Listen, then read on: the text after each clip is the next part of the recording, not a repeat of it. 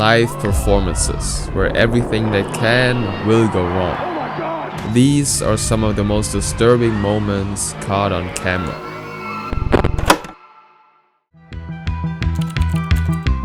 This is 38-year-old Jan Alno, a seasoned acrobat performing with Cirque du Soleil, one of the most elite live entertainment productions in the world. Jan has been with the company for over 15 years, and he frequently appears in some of its most difficult shows, including La Nuba, at the time long-running show that mixed dance, gymnastics, and visual storytelling.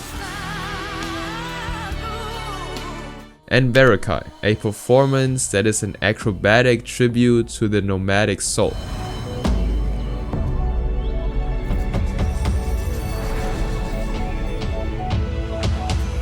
In both shows, Jan performs in the aerial straps acts, where he's high above the stage with only 2 fabric straps attached to his wrist. He lifts and spins his entire body using just his arms and pure body strength. He does mid-air flips, sudden drops, and even holds static poses while fully extended above the audience. Incredibly dangerous stunts considering that there are no harnesses or no safety nets whatsoever. March 17, 2018 is the day where the group is gonna perform a new routine in Florida. The show is called Volta, and it has yet another aerial strap performance. This time it's a duo act. Jan has trained a lot to make sure that he nails this performance, and he makes a post on Instagram saying, "After so much work and training and staging, our straps duo act is finally in the show tonight. It's time to go for it." And before he knows it, it is actually time.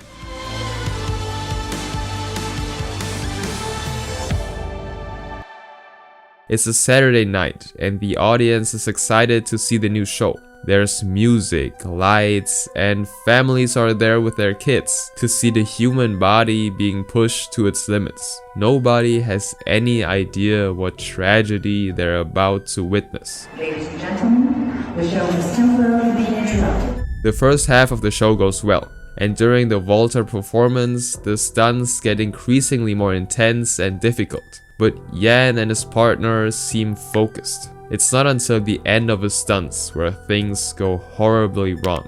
He and his partner do one of the final swings around the stage, something that seems like a breeze compared to the other things he's done before. But that is when Jan suddenly loses his grip and falls from over 20 feet in the air onto the hard ground. The sound of the impact can be heard in the theater, and the screams follow immediately after. The stage crew rushes to his side, and the show of course is stopped, but the music is still actually playing, which just feels even more haunting.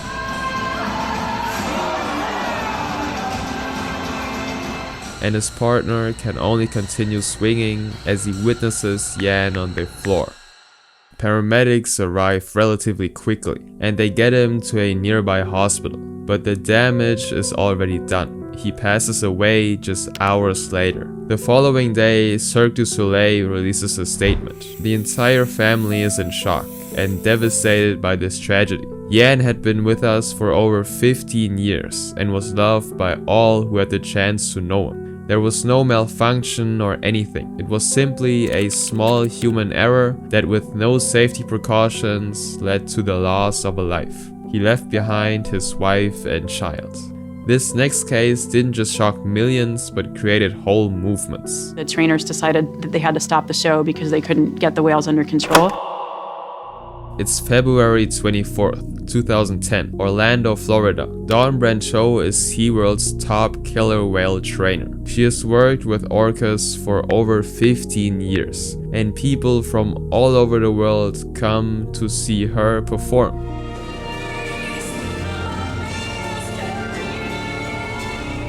And there's one show in particular that is one of the biggest attractions, Tikeke. He's the largest killer whale in captivity, weighing over 12,000 pounds and being more than 22 feet long. Him and Dawn frequently perform the dine with Shamu experience. Guests would just sit a few feet away from the tank enjoying a meal while Dawn shows her bond with the whale. The show often starts with her standing at the edge of the pool, calling him over with hand signals and vocal cues. The whale would then glide up and gently place his head near her feet, or do other numerous tricks that he's learned. After the main attraction, there was something called the relationship session. It was a more slow and intimate performance to show how comfortable and trusting the trainer-whale bond actually was.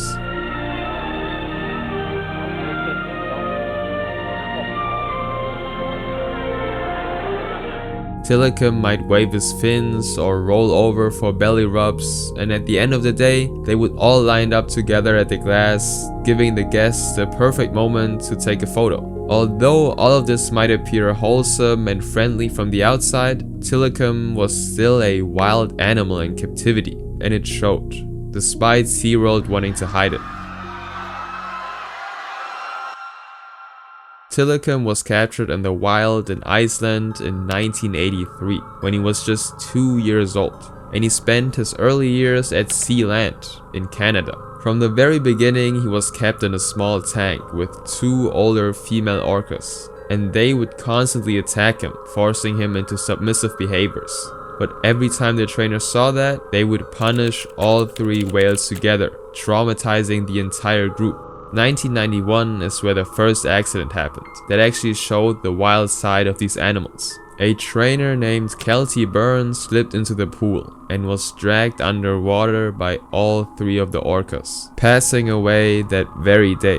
But despite all of this, SeaWorld saw an opportunity, so they purchased Tikeke and moved him to Orlando in 1992. At SeaWorld, he was primarily used for breeding and was separated from the rest of the group, which for such intelligent and social animals such as orcas meant extreme psychological stress and even higher aggressive tendencies than normal. Whales have complex social structures comparable only to higher primates like humans and chimps. They travel in pods with their families and stay alongside their immediate family for life. 8 years after the initial accident, another tragedy happens. Daniel Dukes breaks into SeaWorld at night and climbs into Tikeke's pool for whatever reason. And the following day, he's found inside the pool, not living anymore. Now this case was more regarded as a crazy person doing crazy things, instead of a problem with the actual whale. But despite that fact, Tikeke would only be shown in front of an audience when there was an experienced trainer with him, such as Dawn. Unfortunately, even with years of experience, she wouldn't be able to stop what was about to happen to her. February 24th is a disaster of a day for SeaWorld. During the main act, the whales just keep chasing each other, and it gets to a point where the trainers decide to stop the show entirely. The whole show, the main show, was a disaster that day. There was, whales chasing each other, and eventually the trainers decided that they had to stop the show because they couldn't get the whales under control. There was one thing left that they could show though. The Dine with Shamu attraction with Tikeke and Dawn. And knowing that the previous attractions were a total disaster, Dawn makes sure that everything goes well this time. Tikeke is brought out and does the tricks with Dawn. And in the beginning it seems like they're both really focused and eager to perform. Tikeke follows all of the behaviors Dawn tells him to do. That is until one moment changes everything. She asks him to do a perimeter peck wave, where she asks him to basically go all the way around the pool and wave his pectoral flipper. Dawn asks Tikeke to wave his flipper and go around the pool, which he does. But after a while, Dawn blows her whistle to indicate to Tikeke that the trick is over. But he misses that cue. He simply doesn't notice, he doesn't hear it. So he continues to do the trick and goes all around the pool. He eventually comes back expecting a treat, but instead he's met with a 3-second neutral response, an indication for him that he did the wrong thing and that he won't get any treat in return. To add to that, Dawn is also running out of food to give him, and the fish he gets just keep getting smaller and smaller, which the orca can tell. There was no food left. She kept asking him for more and more behaviors. He wasn't getting reinforced for the behaviors that he was doing correctly. He probably was frustrated towards the end. And all of this frustration, alongside psychological stress, would come out just moments later. After the show, Dawn stayed with Tilikum and petted him. They were doing the relationship session now. She laid next to him, gently rubbing his nose, when, without warning, Tilikum grabs her by her forearm and pulls her under the water. Instantly, panic ensues. The staff, who sees the whole thing, tries everything to get Tilikum to release her. They throw food, use hand signals, and slap the water, but it's to no avail. He just keeps her underwater, holding her down for minutes at a time. The entire incident lasts for nearly 45 minutes, and the guests watching from nearby are evacuated, while the trainers are in shock. May have started as play or frustration and clearly escalated to be very violent behavior that I think was anything but play. They eventually manage to pry open Tilikum's mouth, but when they finally get a hold of Dawn, the damage is beyond what anyone could have imagined. In the end, he basically just completely mutilated that poor girl. She has a severed spinal cord, broken ribs, a shattered jaw, etc. She's dead. Her official cause is listed as drowning and blunt force trauma. SeaWorld immediately shut down all performances, and Tilikum was moved to an isolated pool again, but this time placed under strict observation. Although Dawn did her best to treat the orca well, Tilikum's entire history was filled with emotional and psychological damage, and he was a wild animal. The lawyer for OSHA asked me what I thought we'd learned. And I'm sitting in the courtroom and I've got the Kelty Byrne case file in one hand and I've got Don Brandshow in the other. My only answer is nothing. Tilikum lived 6 more years after Dawn's death, and he spent most of the time rarely seen by the public. He died in 2017 from a lung infection. Tilikum the orca has died after more than 2 decades at SeaWorld Orlando, where he gained notoriety for killing a trainer in 2010. This next case went wrong because of an even smaller detail: the wind. During the 1970s, 12-year-old Sherman Butch Laswell was obsessed with building ramps and jumping over his parents' car on his bicycle. He is a big fan of Evel Knievel, a stunt performer and entertainer who throughout his career attempted more than 75 ramp-to-ramp motorcycle jumps.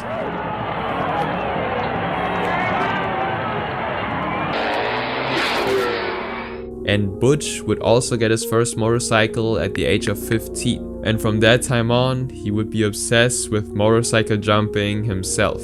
One of his first big achievements came in 1981, when he broke the world record for the world's longest motorcycle jump. Riding a 440 Mako, he jumped 180 feet, beating the previous record of 176. That jump would put him on the map to actually be able to do this thing full time. Throughout the 1980s, Butch would appear in a variety of shows because of his skill. He filmed a TV commercial for the US Coast Guard and later appeared on the reality show That's Incredible, where he performed a world record wheelie demo live on air. For several years after, Butch also worked with the traveling stunt circus, racing a motorcycle inside a giant steel sphere, also known as the Globe of Death, before breaking yet another world record for the highest motorcycle ramp-to-ramp jump at 41 feet. On March 10th, 1996, he decided to break his own personal best again. The crowd has already gathered. Cameras are rolling and people are standing shoulder to shoulder waiting to watch a man beat his own record.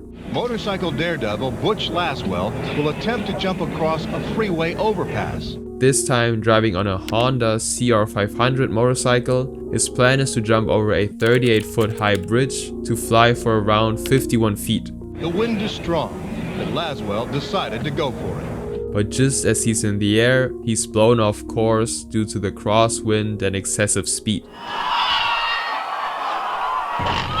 He gets pushed to the left of the landing ramp, and he makes impact from 65 feet high with the ground. The crowd instantly gathers around him to check up on him, but his skull and chest are cracked, among a ton of other internal injuries. When the paramedics arrive, they put him in an ambulance and eventually in a helicopter, where he passes away at just 37 years old. This next case could be seen as revenge from the animal kingdom again.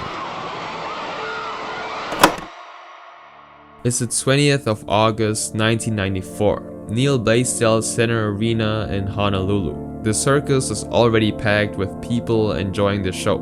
When we went to the circus, my son told the usher that it was my birthday, so she specially ushered us to the front seat. They've seen all sorts of things already. Tigers doing tricks, great juggling stunts, and more. But one of the main things is yet to come. Tikeke, the 21-year-old African elephant, who just seconds later would shock not just the families watching, but the entire world.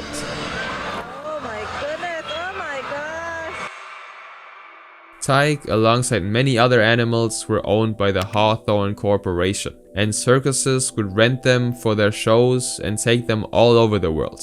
To train the animals such as Tikeke to do these incredible stunts though, like standing on a small pedestal or on her behind legs, the handlers would use incredibly cruel methods, such as using bullhooks, long metal rods with a sharpened steel hook at one end.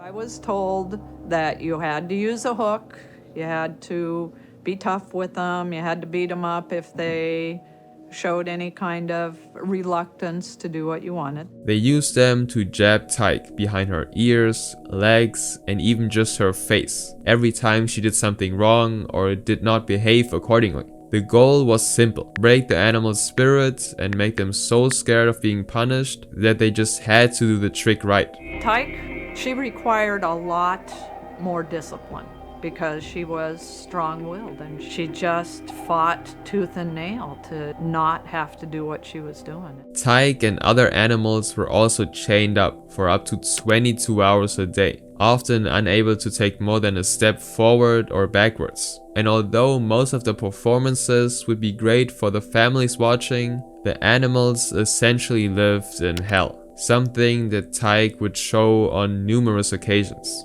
I said, Alan, that's the only thing I can really tell you is she shouldn't be doing this, and you need to be careful. In 1993, a year before the incident, Tikeke escaped from a show through the front doors in Altoona, and she refused to re-enter her transport trailer for over 90 minutes and caused more than $14,000 in damage. This was the first time she snapped, but definitely not the last. If you happen to have an elephant that was strong-willed and spirited, they were the ones that were going to give you trouble. Within the same year, at the North Dakota State Fair, Tikeke would break in the middle of her act. She ran away and rampaged for 23 minutes, and also injured Michael Pursley, while the audience panicked and ran in all sorts of directions. According to USDA and law enforcement records, Tikeke would be publicly beaten by a handler named John Cottle. Witnesses report him striking her so violently that she began screaming and collapsing onto 3 legs just to avoid the blows. And a year later, Tikeke was forced to perform one of her many stunts again. She was led into the ring by Alan Campbell, her head trainer, and Dallas Beckwith, her groom. She's expected to do the usual, standing on stools, walking in circles, and just doing her tricks. But this time, something shifts. She snaps, but in a way that's way more violent.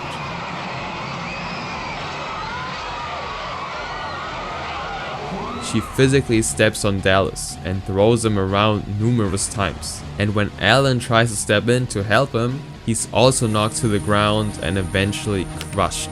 And I thought it was a dummy, because it was very floppy. There was no angles to it, like elbows or knees or anything. It was all just very fluid. The entire audience is screaming, scared. After she's done with that, Tikeke breaks through the backstage area and escapes into the streets. The next 30 minutes are pure chaos. I saw other kids falling down, but the elephant was right behind us, so we couldn't help her or anything. A publicist tries to stop her from escaping, but he is also just pushed around and injured. But before he meets the same fate as the other two men, a nearby police officer fires in the direction of Tikeke and distracts her. For the next while, Tikeke just runs through the streets. The police try to contain her by setting up barriers, but it's no use. This is the first time since forever that she's actually free.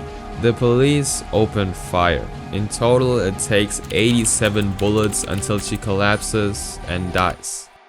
The footage of it went extremely viral and is aired across major news networks. There's public outroar about the treatment of these animals, and organizations like PETA step in. The Tikeke incident was an international incident. This was going to affect circuses worldwide. This was going to have an impact, we thought from the beginning, not only on the smaller city councils in the United States, but all across the world for that matter. According to her autopsy, her brain showed abnormal activity and severe stress and trauma, not just from that one day, but from years of psychological and physical abuse. The Hawthorne Corporation would be fined for multiple animal welfare violations, and the USDA would seize many of their animals following this incident. This next person, however, took the lives of so many people without any accountability whatsoever. Whoa, look how low it goes. It's August 22nd, 2015, a hot and sunny day during the Shoreham Air Show that is held in England. It's one of the UK's oldest and most popular aviation events. It's just after 1:20 p.m. and the show is already in full motion. People are filming with their phones, all looking at one thing. They're watching a military aircraft, a Hawker Hunter T-7, which is a British jet that once served in a Royal Air Force. Inside the plane is Andrew Hill, a former RAF pilot and British Airways captain. He has flown this aircraft before, and the routine is nothing new. At exactly 1:22 p.m, Andrew starts a loop maneuver over the A27 road, a busy dual carriageway that runs alongside the airfield. The maneuver involves climbing into the air, inverting the aircraft at the top, and then descending in a controlled arc back towards the runway.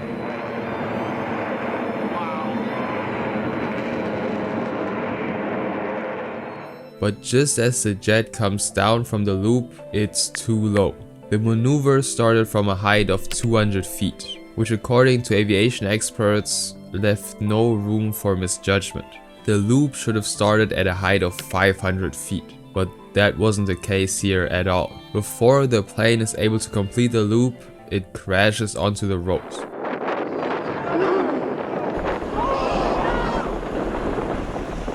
The aircraft breaks into 4 parts on impact and destroys several cars in the process. A huge fireball ignites due to the fuel escaping from the tank, and everything is recorded by dash cams and spectators. Eyewitnesses say it looked like a bomb had gone off. Look how low it goes. Oh my gosh. 11 people lose their lives and 16 others are seriously injured. One of them a father driving to meet friends, and 2 players from Worthing United FC. None of them were attending the air show. They were just on the road driving to their destination. One person survived the crash though, Andrew Hill, the pilot. His parachute deployed just before impact, and he was pulled from the wreckage with serious injuries, but he was alive. He was later charged with 11 counts of manslaughter by gross negligence, but he himself refused to take any accountability for it at all. According to him, he has no memory of the crash and said that he may have experienced cognitive impairment due to the G-force. And in 2019, Andrew was found not guilty. The prosecution strongly contests any suggestion that Andy Hill was incapacitated, saying as an experienced pilot, he'd have recognised G-forces and known how to deal with them. The verdict sparked outrage in the news and especially from the families of the victims, but Andrew got away with it, only getting his flying license formally revoked. But he even tried to appeal that decision too. According to him, he's at no fault at all. Now if you think these tragedies are disturbing, you might want to check out this first.